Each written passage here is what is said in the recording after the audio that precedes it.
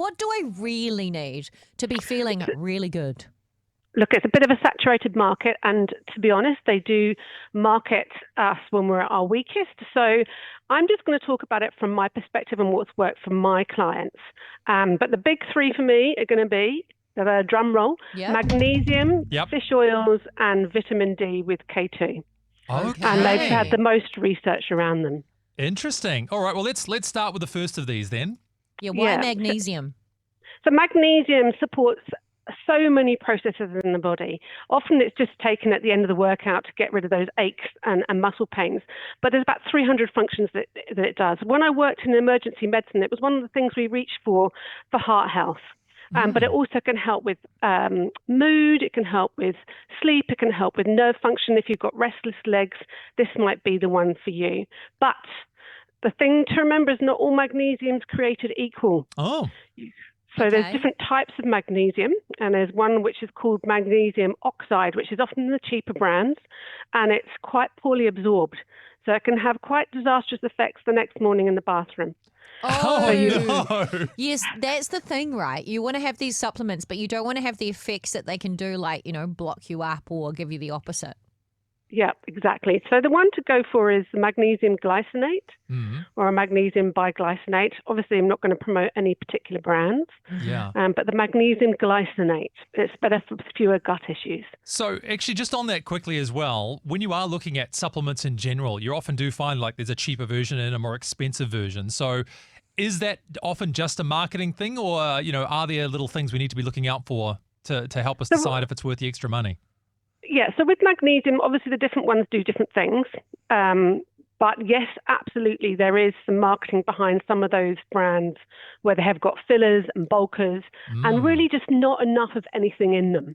So often the multivitamins, they often just don't have enough of anything particularly in them that's worthwhile taking. We've got to remember about why we supplement. And it's a supplement to a healthy lifestyle.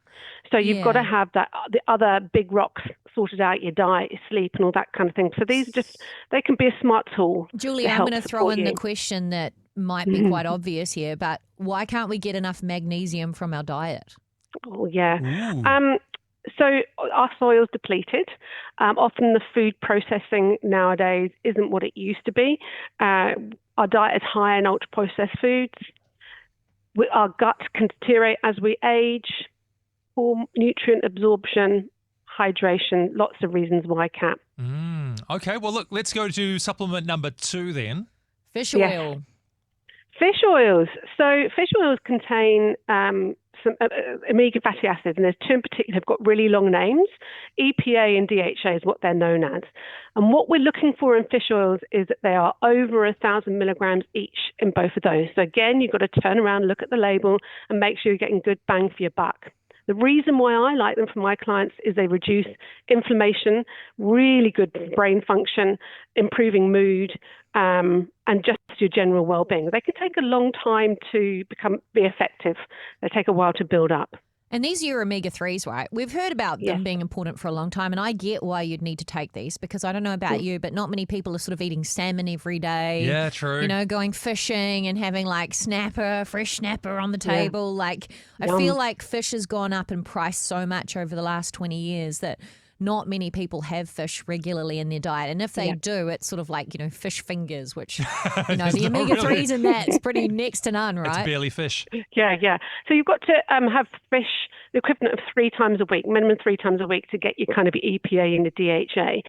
And particularly on that, some of the non-fish oils don't quite have the right amount of EPA, so if you're looking for those plant-based options.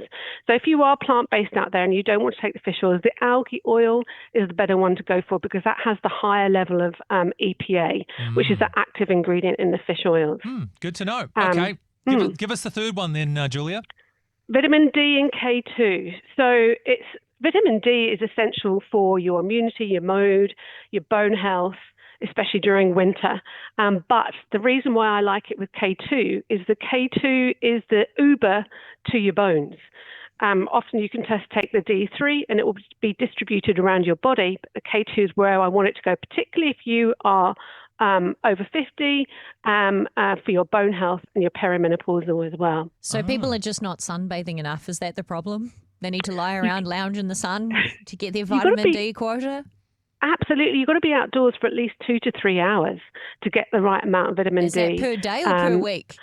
Per day. Whoa. And not many people do that. And do you know, in the time No. I've been doing this, I can count on one hand the amount of people who have come to me with a normal level of vitamin D who don't spend the time outdoors. Wow. So vitamin D is a sensible supplement to take. Okay. Well, I was going to ask then, you've mentioned the big three. I've noticed there's a couple that are missing. There's one I'm going to ask about, particularly over winter. Very popular vitamin. Vitamin C, Julia. You haven't talked about vitamin C. Surely that fixes everything, makes you immune to like cancer and adds 10 years to your life expectancy, right? Do you know the interesting thing about vitamin C is the daily recommended daily amount is about 40 milligrams, right? That's not much. That's kind of, not very much. One eye uses 35 a day. So supplementing a vitamin C isn't a silly idea. It is in a lot of fruits and vegetables, but if they've been sitting on a supermarket shelf for a long period of time, that's going to be seriously depleted again.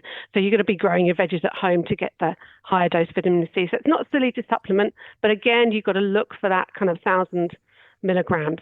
Well, thank Any you more so than that, much. we have the same effect. I feel like I was saying thank you so much. I feel like I've learned a lot in a very short space of time. And actually, I feel like I need to start purchasing some stuff from the Chemist Warehouse. But Julia, I understand that you are actually nourishing yourself very well because you're preparing for something quite significant happening August the 3rd. So quickly tell us about it.